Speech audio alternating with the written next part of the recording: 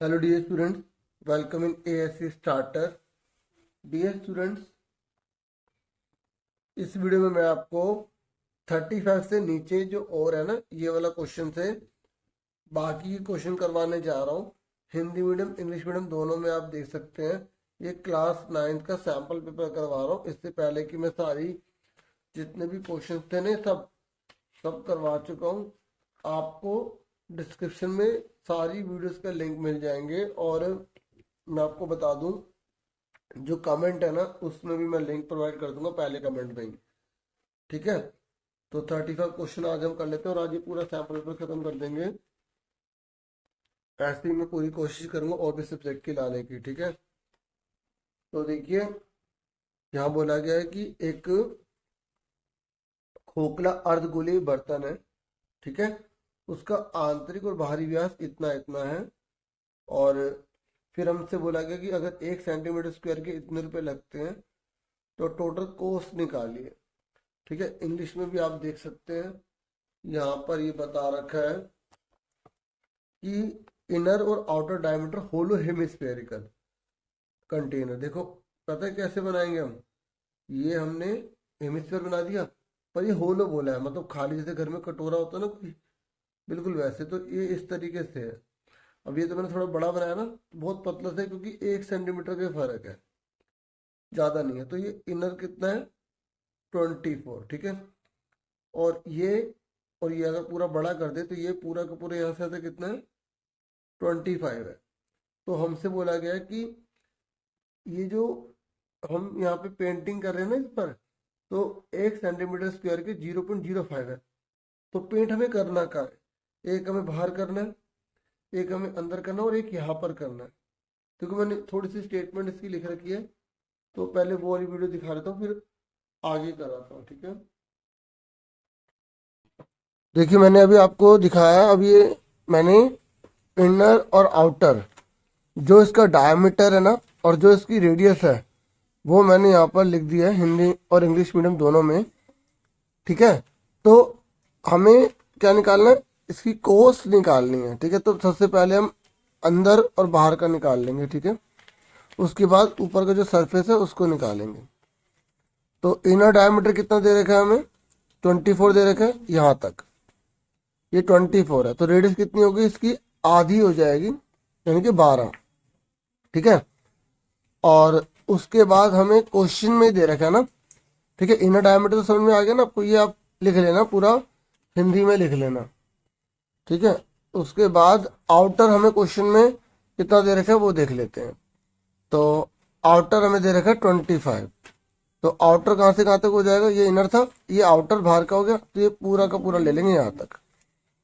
ठीक है, आउटर के बाद डायमीटर पता लग गया, रेडियस कितनी है उसकी आधी, आप 25/2 ले सकते हो और 12.5 भी ले सकते हो। ठीक है, और सबसे पहले हम टोटल सरफेस एरिया निकालेंगे तभी हमें कोस्ट पता लगेगी।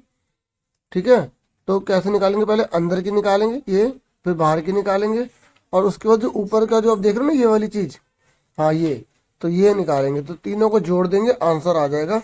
ठीक है, अब मैं आपको कॉपी पर करके दिखाता हूँ। ठीक है, ये फॉर्मूला मैंने यहाँ लिख दिया। ठीक है, ये अंदर का हो गया। ठीक है, और ये दो इसे लगा तो फॉर्मूले में है, और ये बाहर का हो जाएगा। और जो ऊपर की चीज है ना ये वाली, ये सारी, और इसका फॉर्मूला क्या होगा, बाहर वाले में से अंदर वाला सर्कल घटा देंगे तो ये फॉर्मूला हो जाएगा। चलो अब मैं आपको कॉपी पर लिख कर दिखाता हूँ, समझाता हूँ, आपको अच्छे से क्लियर हो जाएगा। देखिए यहाँ तक मैंने आपको बता दिया, अब मैं यहाँ पे रिटर्न में करके दिखा रहा हूँ ताकि आपको अच्छे समझ में आ जाए। ठीक है, ये इनर का है, ये आउटर का है, और ये इस चीज का हमें निकालना है। तो हमने आउटर सर्कल में से इनर सर्कल घटा देंगे। अब इसको इजी कर लेंगे। देखो इसकी जैसे कौन है, ये रहा, तो दो में से एक गया, एक बचा। यहाँ पे दो है, यहाँ पर भी दो है, तो दोनों क्या है जोड़ लो, 3 हो गए। ठीक है, अब इसमें सेम क्या है पाई, तो जो सेम है उसे बाहर कर लो। ठीक है ना, और ये 3 बचे। देखो छोड़ मत देना 3 को, पाई पाई कॉमन ले लिया, R1 की 2 है और 3, और R2 की 2 बची। और अब वैल्यू रख दो, R1 की वैल्यू कितनी थी? R1 की थी 12, ठीक है। तीन, R2 की वैल्यू कितनी थी? 12.5। आप चाहे तो यहाँ पर 25/2 भी ले सकते हैं, लेकिन 12.5 सही रहेगा, ठीक है। पाई की वैल्यू बाद में खोल देंगे। 12 के बारे में करिए 144, और अब 12.5 की मल्टीप्लाई 12.5 में करने हैं, ठीक है। तो आपको मैं शॉर्टकट बता देता हूँ ताकि आपका टाइम बच जाएगा। 125 की 125 में मल्टीप्लाई जब हम शॉर्ट में करते हैं तो 5×5 = 25 हो गया, और ये 12, इससे अगला हो गया 13। तो 13 की 12 में मल्टीप्लाई कर दो, यहाँ पे लिख दो। अब 13 की 12 मल्टीप्लाई करो, 12 3 36 का 6, ऊपर 5 3 हासिल, 12 के 12 3 15, तो इसके आगे 156 लगा दो, ठीक है। हो सकता है अभी आपको लग रहा हो कि इतना टाइम लग रहा है, सीधा मल्टीप्लाई कर लें, लेकिन जब आपकी प्रैक्टिस होती है तो अच्छे से हो जाती है। मैंने आपको समझा दिया था, ठीक है।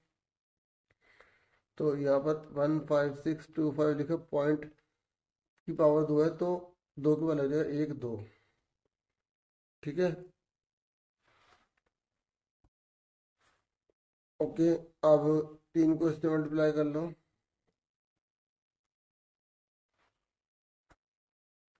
3×5 = 15, 3×2 = 6 और 1 7 हो जाएगा।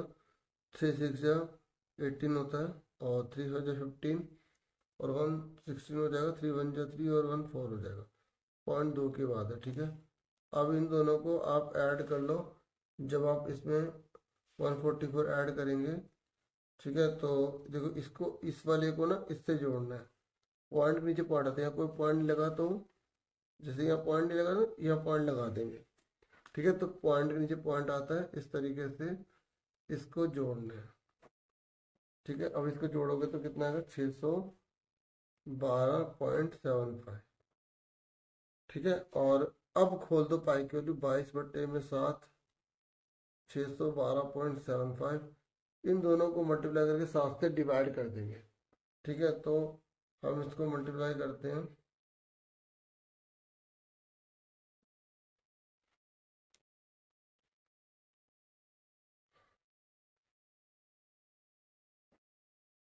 अब इसको 7 से डिवाइड कर देंगे, ठीक है। जब हम इसको 7 से डिवाइड करेंगे तो हमारा आंसर आएगा 1925.78 के अप्रोक्स आ जाएगा, सेंटीमीटर स्क्वायर, ठीक है। अब हमसे पता है क्या बोला गया है, तो बुक में देख लेते हैं क्या बोला गया है। देखिए, बोला गया है कि जो 1 सेंटीमीटर स्क्वायर है, कॉस्ट ऑफ पेंटिंग 0.05 है, तो टोटल कॉस्ट निकालनी है आपको, ठीक है। तो ऐसे हिंदी में भी है, तो हम लिखेंगे cost of painting of 1 centimetre square. तो 1 सेंटीमीटर स्क्वायर पेंटिंग की लागत कितनी तरीके? 0.05, ठीक है। तो हमारे पास कितना है? 192578, ठीक है। तो हम लिखेंगे cost of painting of 1925.78 centimetre square. Hindi में लिखेंगे 1925.78 सेंटीमीटर स्क्वायर पेंटिंग की लागत।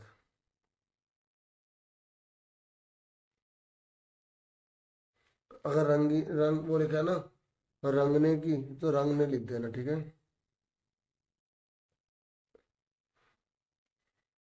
इसको से मल्टीप्लाई कर देंगे, 0.05 को मल्टीप्लाई कर देंगे 1925.78 से, ठीक है। तो हमारा आंसर आ जाएगा, तो लगभग 96.28 आ गया, ठीक है। ये रुपीस में आ गया आंसर। देखिए, अब मैं केस स्टडी आपको करवाने जा रहा हूँ, और ये जो केस स्टडी है ना, हिंदी मीडियम इंग्लिश मीडियम दोनों स्टूडेंट समझ लेना, ये बहुत ही इजी है, और आपको इसमें बहुत मजा आने वाला है। इसको तो आप पहले एग्जाम में अच्छे से देख लेना ताकि आसानी से हो जाए। बहुत ही इजी रहती है, स्कोरिंग रहती है। तो ये जो आपकी केस स्टडी है, ये चैप्टर 3 से दी गई है। तो यहाँ पर 4 जने हैं, दीपक है, अशोक है, और अर्जुन है और दीपा है, ये 4 जने खेल रहे हैं। ठीक है, आप चाहे तो इसे और पढ़ना चाहे इससे यहाँ पढ़ सकते हैं। ठीक है, तो मैं आपको बता दूं कि ये क्या कह रहे हैं इस कहानी में। तो ये कह रहे हैं कि यहाँ पर ये 4 चीजें दे रखी है यहाँ पर, और ऐसे ऐसे यहाँ पर गेम को घुमाते रहते हैं। देखो ये ना इंग्लिश मीडियम में यहाँ पर थोड़ा सा प्रिंट सही नहीं हुआ, तो इसलिए मैं हिंदी में आपको दिखा रहा हूँ। तो ये बोल रहा है कि एक्स डैश को हम क्या बोलते हैं बताओ। ये जो लाइन होती है, ये जो लाइन होती है इसको हम क्या बोलते हैं। ठीक है, तो आप सबको पता है ये एक्स एक्सिस होता है। ठीक है, हिंदी में इसे बोलते हैं एक्स अक्ष बोलते हैं। ठीक है, तो आपको पता है सपोर्ट मटेरियल इसमें आंसर दिए होते हैं। तो मैं आपको दिखा दूं कि आंसर कहाँ है इसमें।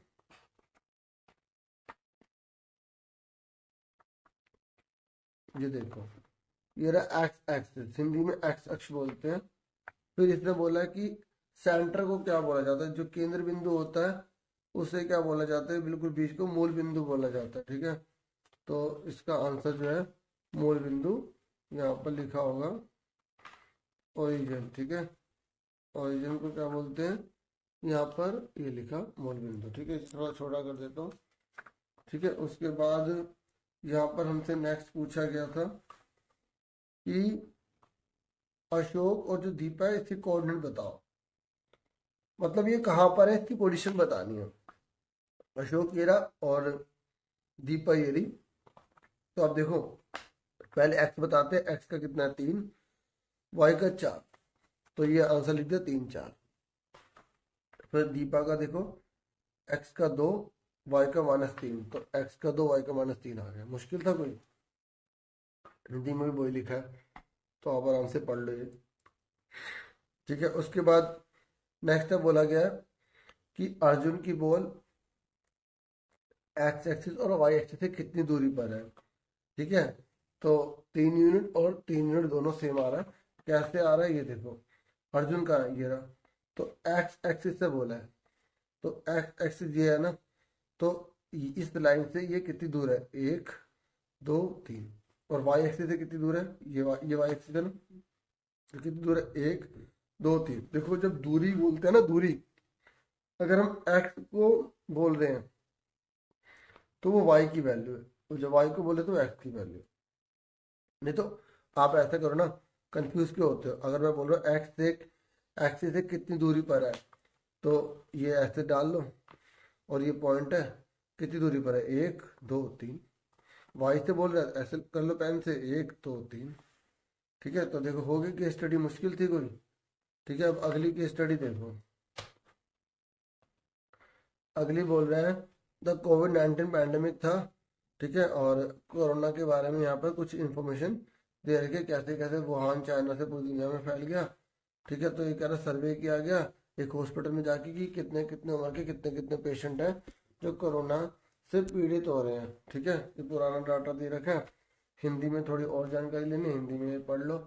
ठीक है, तो अब ये देखो, अब ये कह रहा है कि अब स्टडी कर ली, नीचे का आंसर फटाफट बता दो। तो पहला क्या पूछा गया, which class interval is the of the highest frequency. बताओ सबसे ज्यादा कह रहा है किसके अंदर है, सबसे ज्यादा जो है बारंबारता किसके अंदर है। देखो सबसे ज्यादा किसमें, ये रहा 23, तो 35 से 45 में। तो इसका आंसर क्या है, 35 से 45 आ गया। ठीक है, आंसर एक बार दिखा रहा हूँ आपको, क्योंकि मैं ये लिख के नहीं दिखा रहा। ठीक है, क्योंकि मुझे लगता है कि आपको ये सब अच्छे से आ गए हैं और आते होंगे, इसलिए इसी में देखकर आपको दिखा रहा हूँ आंसर आंसर। ठीक है, और पुरानी वीडियोस आप देख लेना, मैंने लास्ट ईयर भी बहुत सारी बनाई थी। चलो देखो ये रहा, 35 से 45 हाईएस्ट आ गए। ठीक है,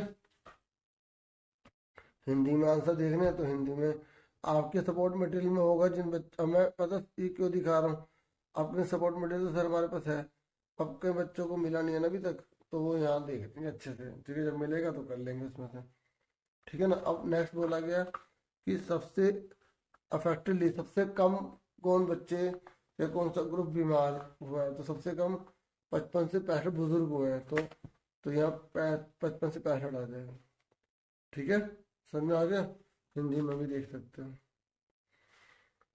ठीक है, तो उसके बाद यहाँ पर बोला गया है कि आपको हिस्टोग्राम बनाना है, इस डाटा का हिस्टोग्राम बनाना है और इसका फ्रीक्वेंसी पॉलीगन बनाना है। तो दो दो नंबर के दे रखे हैं, तो मैं आपको फटाफट यहाँ पे बना के दिखा देता हूँ। देखो यहाँ बोला गया है कि तीसरे और चौथे में से केवल आपको एक करना होगा, ठीक है, तीसरे और चौथे में से एक करना है, ठीक है। अब पहले से पता होगा तो पेपर में आपको पेपर नहीं छूटेगा, या बच्चों को पता ही नहीं होता कितने क्वेश्चन करने हैं। अब मैं इसको थोड़ा छोटा करके यहाँ बना रहा हूँ, देखो, क्योंकि हिस्टोग्राम को बोलते हैं हिंदी में आयत चित्र बोलते हैं, ठीक है। तो मैं तो यहाँ पे हाथ से बना रहा हूँ, आपको स्केल से बनाना है, ठीक है, क्योंकि मैं आपको अंडरस्टैंडिंग दे रहा हूँ। देखो यहाँ 5 से स्टार्ट हो रहा है, तो ये 5 से पूरा ये लाइन ऐसे 7 बना के पूरे नीचे लिख देनी है। ये 5 हो गया, ये 15, ये 25, ये 35, ये 45, ये 55, ये 65, ठीक है। ये हमने पूरा 7 उतार दिया, 7 उतार देते हैं, ठीक है। आपका बच्चे क्या करते हैं, 5 15 यहाँ लिख देते हैं, फिर 15 25 दोबारा लिख देते हैं। दो दो बार थोड़ी होता है, एक ही बार लिखना होता है। अब ये कितना बड़ा है, 23 है, ठीक है, 23 है ना, तो हम कितने तक, कितने का टेबल ले लें, हम ले लेते हैं यहाँ पर 5 का टेबल ले लेते हैं, ठीक है। तो ऐसे क्योंकि 23 ये 11 बड़ा नहीं, 2 4 6 8 10 12 14 16 18 20 22 24 तक भी हम जा सकते हैं, ठीक है। तो हमने 2 का ले लिया,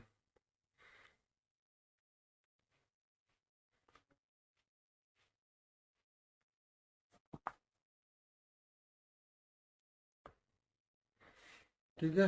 अब फटाफट देखो, 5 से 15 में कितना है, 6, 5 से 15 में कितना है, 6, ठीक है। और फिर 15 से 25 में कितना है, 11, 15 से 25 में कितना है, 11, ठीक है। फिर 25 से 35 में 21 है, 25 से 35 में कितना है, 21,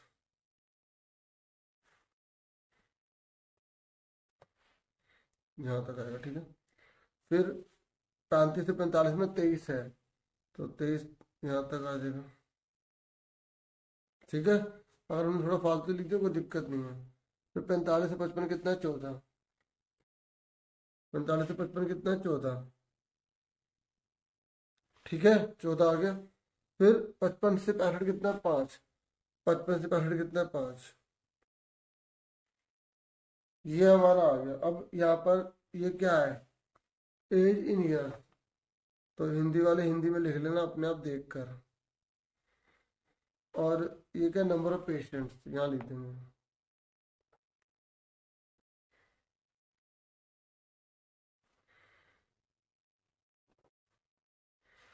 अब आप पेंसिल से लिखेंगे, अब मैं थोड़ा सा इसमें रफ तरीके से बता रहा हूँ, ठीक है। और यहाँ लिख देंगे स्केल, मतलब पैमाना। एक बॉक्स में कितनी यूनिट ले रहे हैं हम, 2, तो 1 box is equal to 2 unit, ठीक है। अगर आप और डिटेल में बताना चाहते हैं कि एक्स एक्सिस में कितने का लिया है, वाई एक्सिस में कितने लिया, वो बता सकते हैं। या आप एक बॉक्स में कितने पेशेंट ले रहे हैं, 2 पेशेंट ले रहे हैं, 2 पेशेंट्स भी लिख सकते हैं यहाँ पे, ठीक है। तो ये डिजाइन बना दो यहाँ पर,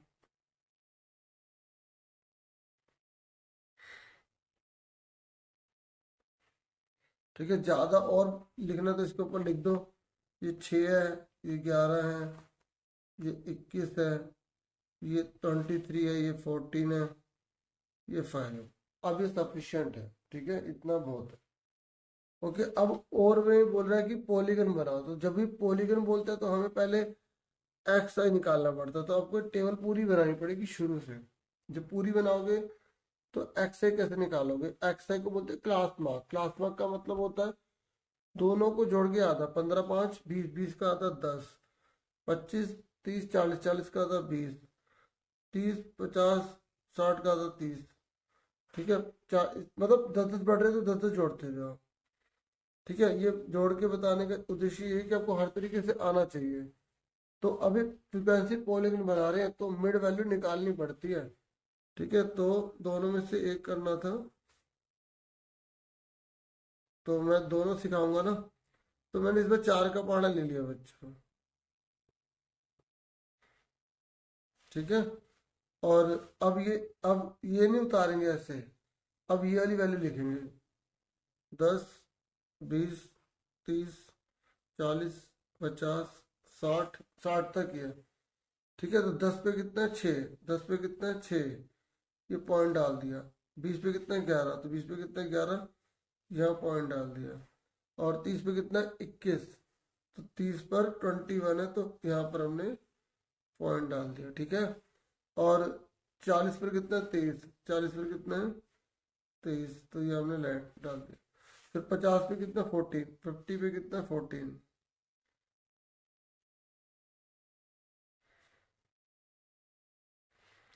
और 60 पे कितना, 5, 60 पे कितना है, 5। तो ऐसे ऐसे ऐसे ऐसे ऐसे, ठीक है, ये ऐसे ही बनेगा। तो इस तरीके से हमारा पॉलीगन बन गया। अब डिटेल सेम ये लिखनी है, जैसे यहाँ एज इन ईयर्स, यहाँ पे नंबर ऑफ पेशेंट, ठीक है। ये एक्स एक्सिस, ये वाई एक्सिस, हिंदी में वाई अक्ष, एक्स अक्ष। और यहाँ पे पैमाना, एक इकाई में आप कितने ले रहे हो पेशेंट, 4, 4 पेशेंट ले रहे हो, 4, ठीक है, पेशेंट ही लिख देता हूँ, ठीक है। रोगी या जो लिखा हुआ क्वेश्चन में वो लिखते हैं। तो इस तरीके से बनाना था। अब उसके बाद नेक्स्ट है, टीना है, उसने एक पिक्चर बनाई है ट्रायंगल की, आप देख सकते हैं। और यह बोला गया कि ए बी जो है वो ए डी के इक्वल है, ये साइड इसके इक्वल है डी, ठीक है। और ये कह रहा है बी ए सी जो है वो डी ए सी के इक्वल है, बी ए सी ये वाला एंगल इस वाले एंगल के इक्वल है। तो अब ये कह रहा है कि जब आपने केस स्टडी पढ़ ली, तो ये कह रहा है कि अब आप इसके बेस पर आंसर बताइए। हिंदी में भी आप एक बार देख लो, ठीक है। ये पहले ये आपने आंसर देख लिए थे ना, ठीक है। अब क्वेश्चन देख लो, जो ट्रायंगल वाला ये वाला है। तो हमें बोला है कि ये वाली साइड इसके बराबर है, ये वाला एंगल इसके बराबर है। तो कह रहा है कि सर्वांगसम त्रिभुजों के नाम लिखिए कि इसमें कौन से ट्रायंगल है जो कॉन्ग्रेंट हो रहे हैं। आपको पता है ना कि ट्रायंगल जो कॉन्ग्रेंट हो रहे हैं वो 2 हो रहे हैं, एक ए बी सी किसके कॉन्ग्रेंट हो रहा है, ए डी सी के, ठीक है। पता है कॉन्ग्रेंट किसे कहते हैं, जब 3 चीजें बराबर होती हैं तो वो ट्रायंगल जो होते हैं ना वो कॉन्ग्रेंट होते हैं, ठीक है। क्या होते हैं, ट्रायंगल कॉन्ग्रेंट होते हैं। तो हिंदी में सर्वांगसम बोलते हैं। तो आपको पता है इन 2 ट्रायंगल में 3 चीजें सेम कौन सी हैं, एक ये वाली इसके बराबर है, दे रखा है, और ये वाला एंगल इस वाले एंगल के बराबर है, ये भी दे रखा है। और अगर ए सी ना होती, जो ट्रायंगल ना बनते, इसलिए सर्वांगसम त्रिभुजों के नाम पूछे ना, तो पहले का आप जो है आंसर क्या ले देंगे, त्रिभुज ए ए बी सी, सर्वांगसम त्रिभुज ए डी सी, ठीक है।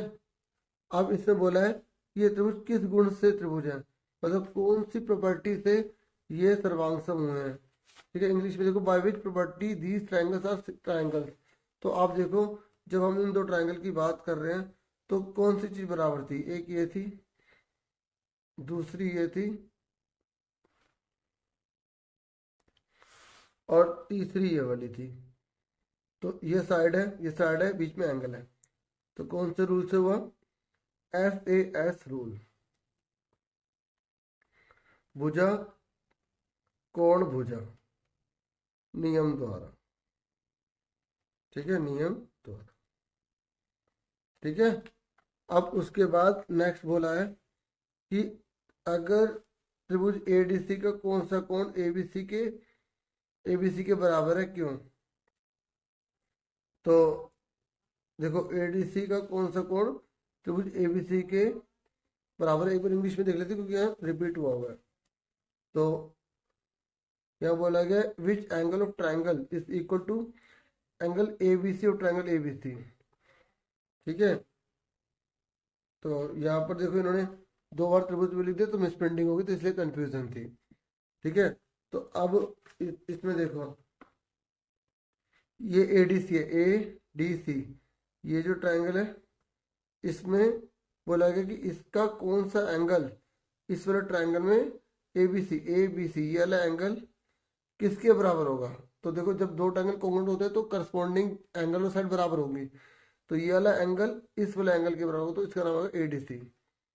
ठीक है, तो हम यहाँ पे तीसरे का जब आंसर लिखेंगे ना, देखो ए बी सी वाला एंगल एडीसी के बराबर होगा, हम लिखेंगे एंगल ए बी सी बराबर होगा एंगल ए डी सी के।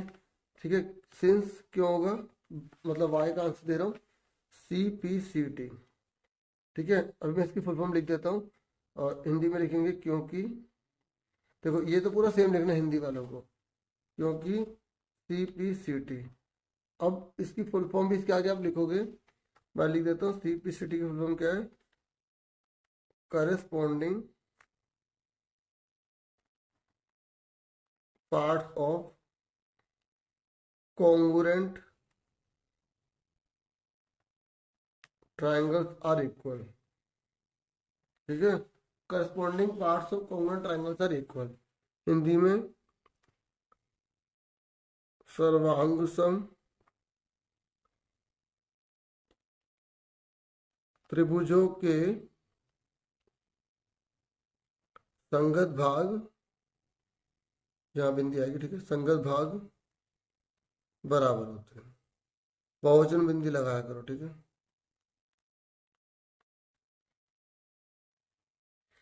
ठीक है, तो ये हो गया। अब ये बोले क्या सी डी बी सी के बराबर होगा, बताओ क्या सी डी बी सी के बराबर होगा।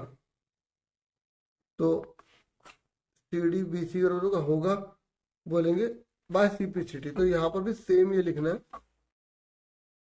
ये लिखेंगे yes by C P C T, तो यहाँ पर भी पूरी फुल फॉर्म लिख दोगे इस वाले आंसर की भी। ठीक है, तो बोलेंगे हाँ सी पी सी टी के द्वारा, फिर इसकी फुल फॉर्म ब्रैकेट में लिख दोगे। ठीक है, तो इस तरीके से मैंने आपसे पूरा पेपर डिस्कस कर दिया। इन्होंने केवल इतना लिखा सीपीसीटी लिखा खाली, तो ये नहीं है कि अगर किसी बच्चे ने फुल फॉर्म नहीं लिखी तो उसके नंबर कट जाएंगे, ऐसा नहीं होगा, आंसर की को टीचर भी देखेंगे। तो इस तरीके से मैंने पूरा पेपर आपको आखिरकार समझा ही दिया। बाकी मैं प्रैक्टिस पेपर जो सेकंड है इसकी भी वीडियो कोशिश करूंगा लाने की जल्दी। ठीक है, तो आपसे फिर मिलेंगे नेक्स्ट वीडियो में। Thank you for watching and listening carefully. Take care dear students.